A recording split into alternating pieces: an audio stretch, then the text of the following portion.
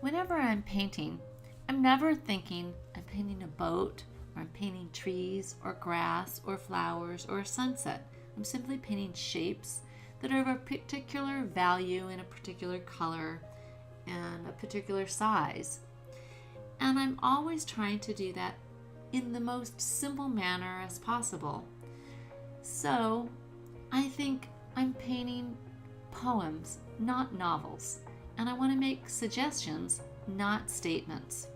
Well, I came across an article recently in an old magazine published in 1936 called The Artist, and the editor wrote this article that explained exactly what I'm talking about, the best way that I've ever heard it explained. So I'm going to read an excerpt for you. Okay, so here goes. The artist has taken the salient characteristics only of his scene, has omitted all that is unimportant, and he has made the most of what is important. He has obviously been keenly interested in the rendering of the water, especially in the beautiful ripples which go far to make the picture. Yet this is accomplished by simple strokes of the brush. The tree on the right contains merely sufficient work to enable him to bring out its pattern, its mass, and its color.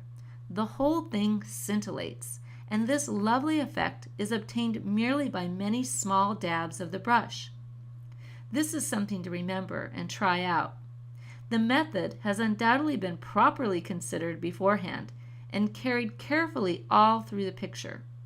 Mr. Lancaster never dreamed of attempting to paint the scene as it appeared in nature. He thought out the best method of obtaining that effect on paper.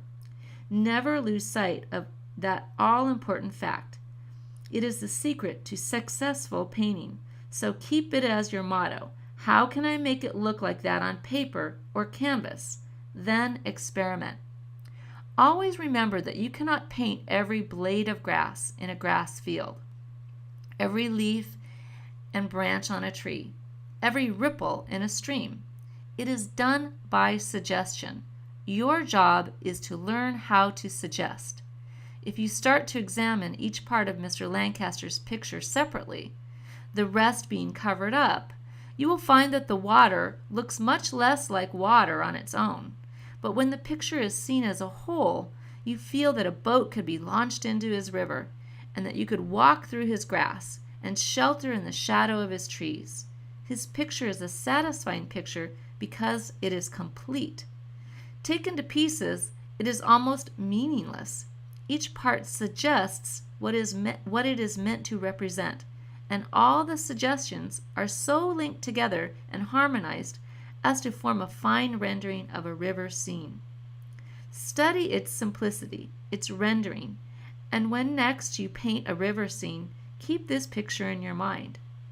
I should imagine that Mr. Lancaster tried dozens of methods of painting trees and water before he adopted this particular technique. You must do likewise. You might, through experiment, discover a superior method. So much the better.